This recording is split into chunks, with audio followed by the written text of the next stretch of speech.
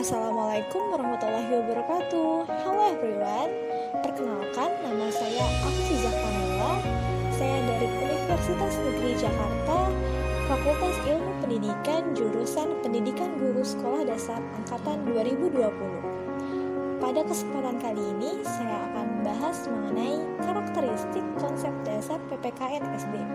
Sebelum itu, jangan lupa untuk like, share, and subscribe ya. Yuk kita simak bersama-sama pembahasan berikut ini. Kurikulum 1947.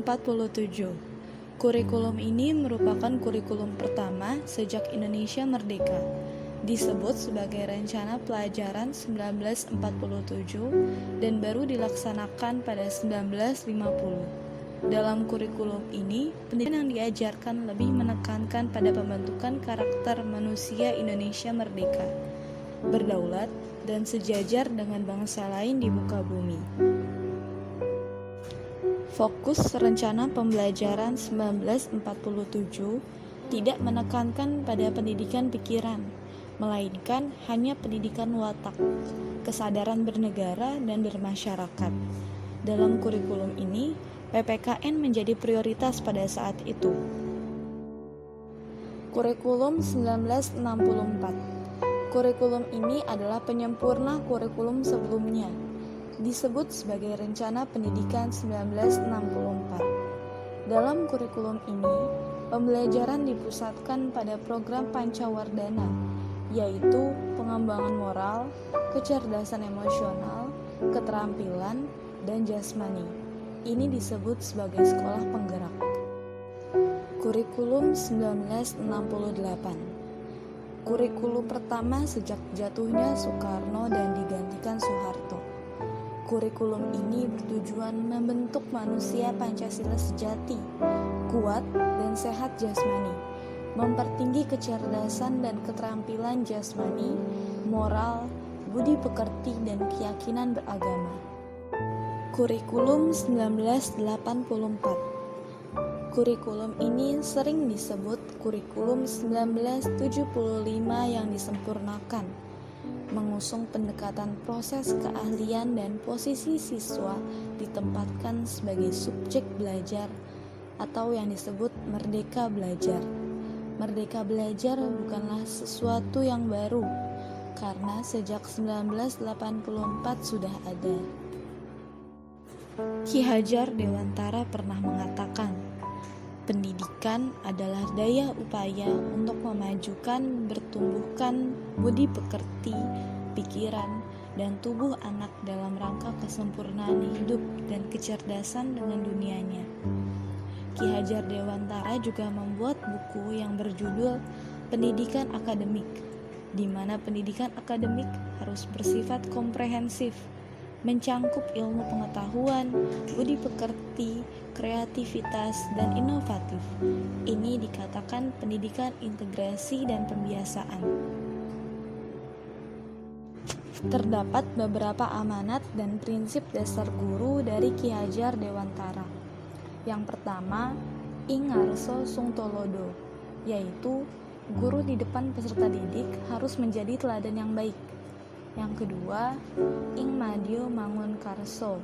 Jika guru berada di tengah kegiatan siswa, maka guru harus memiliki karsa, program, keinginan, motivasi.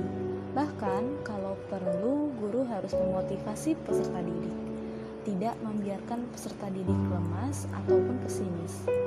Yang ketiga, tutwuri handayani. Ketika guru berada di belakang peserta didik, maka guru harus mendukung, mendorong, membackup, membantu apapun yang digagas siswa agar ia berani tampil. Yang keempat, doh paran kirim dungo.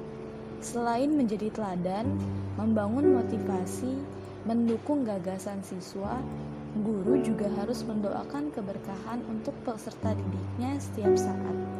Mungkin karena kurang mendoakan, lupa mendoakan, atau bahkan tidak mendoakan, akibatnya anak didik Indonesia kacau, tidak memiliki rasa hormat dan sopan santun. Yang kelima, tan katon hamumuji. Guru jika sudah meninggal, usahakan meninggal dalam status terpuji. Yang keenam, waspodo purbo waseso. Guru harus selalu waspada ketika menggunakan kewenangannya. Ki Hajar Dewantara mengingatkan bahwa segala ajaran dan cita-cita yang kita anut diperlukan pengertian, kesadaran, dan kesungguhan dalam pelaksanaannya.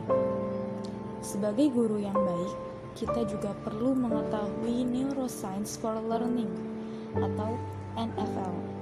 Artinya, kontribusi ilmu yang berbicara tentang otak manusia untuk pembelajaran. Di dalam NFL, untuk dapat menciptakan sebuah pembelajaran yang cerdas, maka guru harus dapat menciptakan lingkungan yang kaya. Menurut Marian Diamond, bahwa sangat mutlak terciptanya sebuah pembelajaran yang bisa memfungsikan otak dengan baik, yaitu dengan cara menciptakan lingkungan yang kaya akan 5 hal: love atau cinta, diet atau gizi, exercise atau latihan, challenge atau tantangan, dan newness, sesuatu yang baru. Love atau cinta, baik guru maupun siswa bekerja dengan cinta, saling mengerti dan memahami, tidak setengah hati dalam bekerja. Lalu, diet atau gizi, pastikan peserta didik memiliki gizi yang cukup, karena kurangnya gizi menjadi salah satu sebab gagalnya anak dalam belajar. Berikutnya, exercise atau latihan. Ciptakan lingkungan belajar yang kaya akan latihan.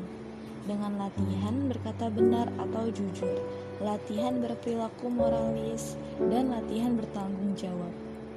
Berikutnya, challenge atau tantangan. Berikan kesempatan anak untuk menghadapi tantangan. Berikan tantangan karena dengan tantangan anak akan melesat mencapai tujuan atau prestasinya. Dan terakhir, newness, sesuatu yang baru. Jika guru ingin menciptakan proses belajar yang berkualitas, maka sajikan hal-hal baru. Jangan salahkan anak apabila kurang antusias saat belajar. Mungkin salah satunya karena guru tidak mengupgrade materi. Kesimpulan, hasil analisis kurikulum kelas 1, tema 3, subtema 3 dan 4. Berdasarkan hasil analisis kompetensi inti dan kompetensi dasar Permendikbud dengan kompetensi inti dan kompetensi dasar buku guru, terdapat kesamaan dan kecocokan di antara keduanya. Lalu, kesimpulan dari keseluruhan domain yang ada, peserta didik diharap dapat mematuhi dan melaksanakan aturan agama dan aturan yang ada di rumah. Selain itu, peserta didik diharap dapat mengenali, mengidentifikasi, serta menceritakan aturan yang berlaku di rumah. Demikian pembahasan mengenai karakteristik konsep dasar PPKN SD